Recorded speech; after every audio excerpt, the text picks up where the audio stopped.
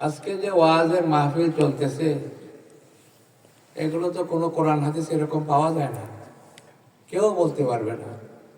আল্লাহ যতটুকু আমরা টুকটাক কিছু কোরআন হাদিসের কথা দেখার বোঝার তৌফিক দিয়েছে। কোরআনে এটাই আসছে, হাদিসে এটাই আসছে। 7 পারার মধ্যে আয়াত আছে কোরআন শরীফ, আল্লাহ বলছে তারা যখন কোরআন শুনতো সবাই কাঁদতে কাঁদতে পেরেশান হয়ে যেত।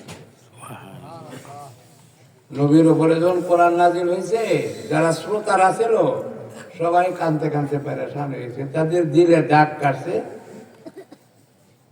তাদের মহব্বতে চোখে পানি আসছে। কোরআনে বলছে, অন্য জায়গায় বলতেছেন একজন কোরআনকে হাতে নিয়ে 3 বার বেহুশ হয়ে পড়ে গেছে। কোরআন দিলে আসর করছে, বেহুশ হয়ে গেছে 3 বার, একবার না। ইকরামা রাদিয়াল্লাহু তাআলা এই ঘটনা আমরা ভাববেন ফাজাইলে কোরআন একটা, এই যে তাবলীগি জমাতে তালিম করা হয় ওইটার মধ্যে এগুলো বিস্তারিত বলা হয়েছে যে কোরআনের ভক্তি, কোরআনের নামে জোরে সোরে নারায়ে তাকবীর বলা, আল্লাহু আকবার বলা, এটার কথা বলা হয়েছিল দিলের থেকে। যদি কেউ খুশিতে বলে আলহামদুলিল্লাহ ভালো নাই, ভালো আছে, কিন্তু এটাই যদি সীমিত করে তাহলে কোরআনের হক আদায় হবে না, কানতে হবে। কান্দাটার হুকুম করছে আল্লাহ। কথা বলতে বোঝেন না?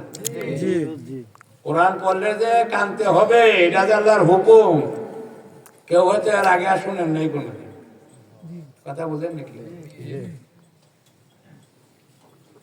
আল্লাহ তো কোরআনে হুকুম করছে, এটা আমার কালাম, এটার দাম আছে। এটা দুনিয়ার গল্প গুজারি না, দুনিয়ার আড়ম্বর না, এটা দিলের থেকে শুনতে হবে। বাপু কোরআনে হুকুম করছে, আর কোরআনে আসছে সবাই কোরআন কথা শুনলে কানতে কানতে পেরেশান হয়ে, দিল কাঁপতে থাকতো, ওয়াজিলাতিল কুলুব, কম্পন শুরু হয়ে গেছে দিলের ভিতরে। এটা দিলের জন্য না দিয়েছে, কানের জন্য না। কানে সুন্দর লাগবো, কানে তো সুন্দর লাগে গান শুনলে। কোরআন তো দিলের জন্য না দিয়েছে। সৌন্দর্য আছে, কোরআন শুনে বহুত মুসলমান হয়ে যায়, কিন্তু দিলে দাগ কাটে। যারা দিলে পৌঁছবে না এটা ওয়াজ হইতে পারে না। আগে তো সবাই ওয়াজ করতো না, মানে বই পড়ে ওয়াজ করে, কিতাব পড়ে ওয়াজ করে, আরবিতে তর্জমা করে। তর্জমা করার নাম পড়া না। আল্লাহ এটার কথা কোরআনে বলেন না। যে আয়াত পড়ছি এটার মধ্যে বলা হয়েছে তোমরা বাইরে যাও, কোরআনকে বুঝিয়া শুনিয়া পড়িয়া দিলে লাগাও। লিয়াতাফাক্কাহু কইছে। আর বোঝার লক্ষণ কি? বোঝার লক্ষণ হলো কাজটা ঠিক মতো করা। ছোট্টবেলা আমরা কই যে বুঝে না দেখে গোলমাল করি, যখন বুঝবো তো ঠিক হয়ে যাবো। কেমন কর কিনা ঠিক, এটাই তো বুঝের লক্ষণ।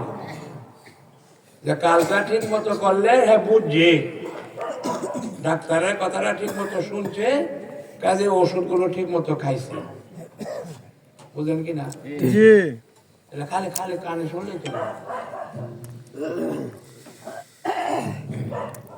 আজকাল তো ওয়াজ মাহফিলের নামে যে আজাব শুরু হয়েছে দেশ,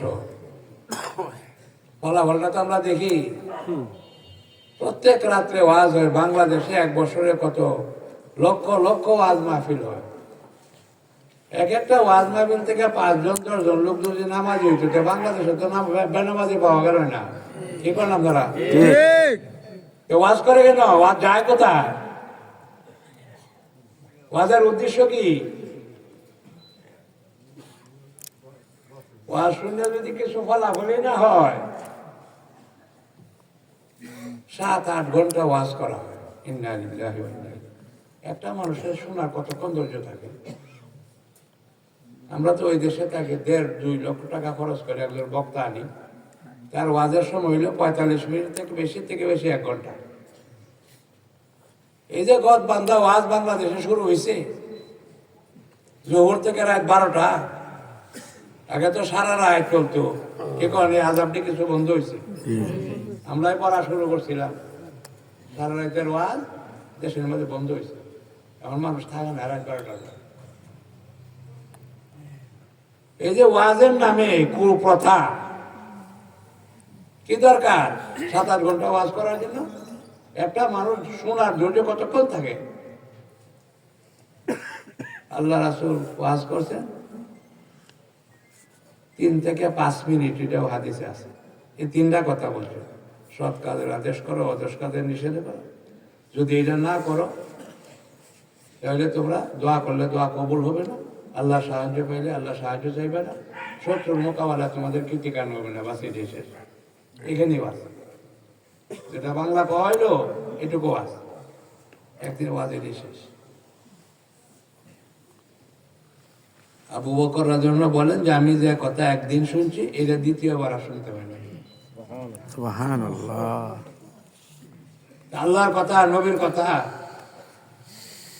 কারণ আমরা তো সারা বছরই একটাই শুনি যে নামাজের কাতা ঠিক করেন, কিন্তু আজ পর্যন্ত নামাজের কাতা ঠিক হয় না। ঠিক। এরা মানুষ না অন্য কিছু, হুশ বেহুশ। প্রত্যেক দিন তারে কইতে হয় নামাজের কাতা ঠিক করে। মসজিদে আসে কেন? মসজিদ তো আল্লাহর ঘর, আল্লাহর সামনে দাঁড়াইতে কি নিয়ম কারণ শিখে আসতেই পারে। কথা খারাপ লাগবে, মনে কোনো কষ্ট নেই। আমরা তো বেহুশ, এটা লাশগুলো ঘুরতেছে, হুশ তো নাই একটারও, মানুষ তো না, একজনও মানুষ নাই। এরকম মানুষটা ওরে কয় যে ভালো মন্দ বুঝে, পরিবেশ বুঝে অন্যের উপকার করার চেষ্টা করে, পরিবেশকে ভালো রকম গড়িয়া তুলে তার একর মানুষ। হযরত আলী রাদিয়াল্লাহু আনহু জিজ্ঞাসা করছে মানুষ আর পশুর মধ্যে বেশ কম কি? উনি সহজে বলছেন পশু হলেও নিজেরটাই বুঝে। হ্যাঁ এটা যাইতেছে, হ্যাঁ যে ফারায় কোনটা সেট খাইতেছে এটা কোনো তার মন নাই, দেখা আমাদের দেউরি ভাঙ্গাচ্ছে। গরু বুঝে নাকি আশেপাশে কি আছে? হ্যাঁ গরুর স্বভাব তো পশুর স্বভাব। হ্যাঁ নিজে ডালেই যাইতেছে, আগে আগে বেঁচে ডাই নেব, আমি একটু জানি না। এত মানুষ না, আমরা তো যারা আছে আমাদের মানুষ পাওয়া যেত না যে একজন, খুব কম। স্বভাবে হইব মানুষ যে নিজের কাম করে খালি নিজের লাভ দেয়, এত মানুষ না, এত পশুর চেয়ে নিকৃষ্ট। এখন তো দুনিয়া তিরিশ চলছে, কি কন কথা বুঝে জি। এটা তো হাদিসের কথা যে এক সময় আসবো সব মানুষ পেটের দান্দা লিয়ে ঘুরবো, এটাই তো এখন চলতেছে সময়। জি।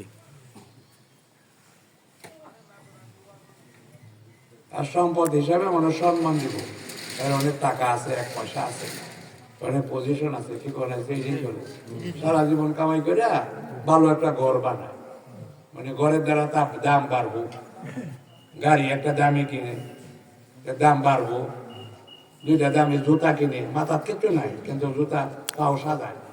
মানুষের এত অধপতন হয়েছে, কি কর বুঝেন কিনা? রাগ হয়ে না, বোঝা লাগবে, কবরে গেলে বুঝাই দিব আল্লাহ। আজকে পছন্দ না হইলেও বুঝন লাগবো।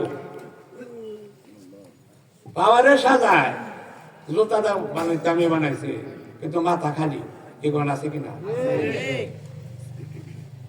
কিছুদিন আগে তো আমরা দেশে এটা ছিল, মানুষের কাছে যে টুপি নাও থাকতো, রুমাল দেখাছে মাথারা ঘুরিয়া যাইতো, কি করতে না, মাথা খোলা রাখা অপমান।